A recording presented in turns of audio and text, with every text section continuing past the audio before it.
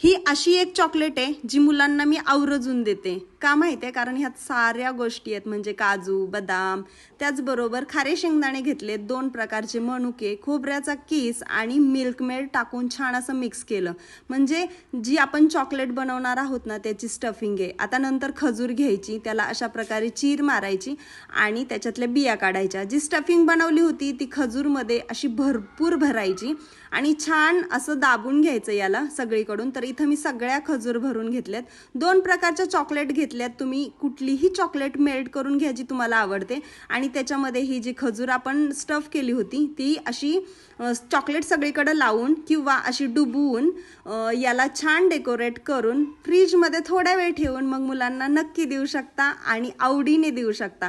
कशी वाटली ही चॉकलेटची रेसिपी मला कमेंट करून नक्कीच सांगा. जर रेसिपी आवडली असेल तर लाईक, शेअर आणि हां, सबस्क्राईब करायला काय विसरू नका.